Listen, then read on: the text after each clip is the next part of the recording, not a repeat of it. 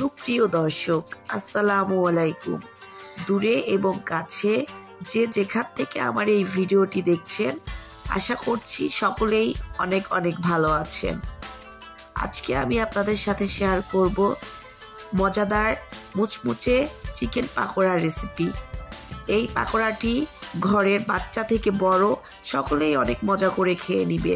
বিকালে কিংবা সন্ধ্যার নাস্তায় খুব সহজেই এই চিকেন পাকোড়াটি বানিয়ে নেওয়া যায়। আপনারা চাইলে ইফতারেও এই মজাদার চিকেন পাকোড়াটি পরিবেশন করতে পারেন। আশা করছি আমার আজকের রেসিপি আপনাদের কাছে খুবই ভালো লাগবে। হাড় ছাড়া মুরগির বুকের মাংস আমি এখানে ছোট ছোট করে কেটে নিয়েছি।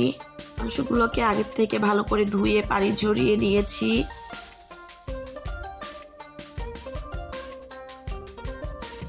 দিয়ে দিব লেবুর রস। আমি এখানে 1 চামচের মতন লেবুর রস দিয়ে নিয়েছি।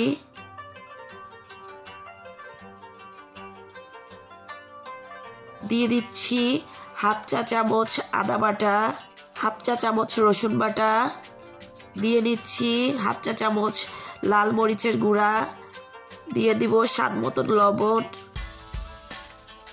দিয়ে দিচ্ছি টালা জিরের গুঁড়া 1/4 চামচ, দিয়ে দিব হলুদের গুঁড়া 1 চা চামচ, দিয়ে দিচ্ছি কাঁচামরিচ স্বাদ অনুযায়ী, দিয়ে দিচ্ছি 1/2 কাপ বেসন। বেসনটাকে আমি খুব ভালো করে চেলে নিয়েছি।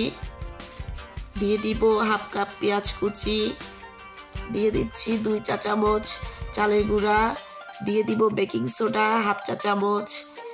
এখানে বেকিং সোডাটাই ব্যবহার করতে হবে, বেকিং পাউডার ব্যবহার করার কোনো প্রয়োজন নেই। আমি এখন সবগুলো উপকরণ একটু হাত দিয়ে মেখে নিব। হাত দিয়ে একটু চাপ দিয়ে দিয়ে মাখতে হবে যাতে করে পেঁয়াজ থেকে পানিটা বের হয়ে আসে। এরপর আমি এর মধ্যে দিয়ে দিব একটা ডিম।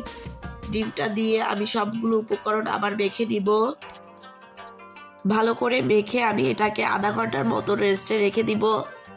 হাতে সময় না থাকলে সাথে সাথেও ভেজে নেওয়া যায়।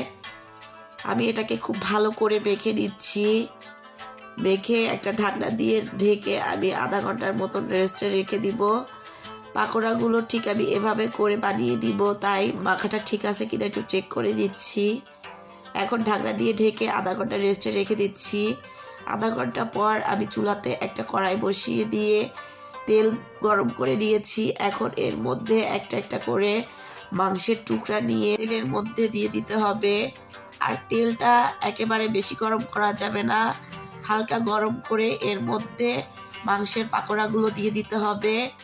আর চুলার আঁচ মাঝারিতে রেখে পাকোড়াগুলো ভেজে নিব।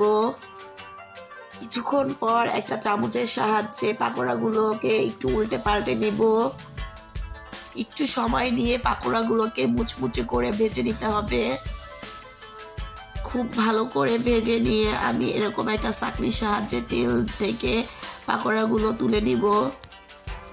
আমার ভিডিওটি দেখতে দেখতে যারা এ পর্যন্ত চলে এসেছেন, প্লিজ ভিডিওটিতে একটি লাইক দিয়ে দিবেন। আমার চ্যানেলটি যারা সাবস্ক্রাইব করেছেন তাদেরকে অসংখ্য ধন্যবাদ।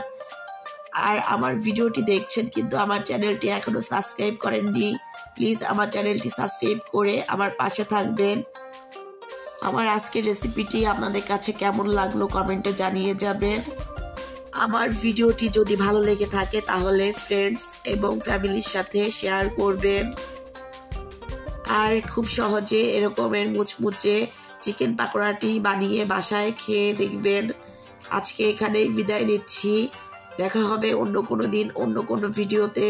ভালো থাকবেন সবাই। আল্লাহ হাফেজ।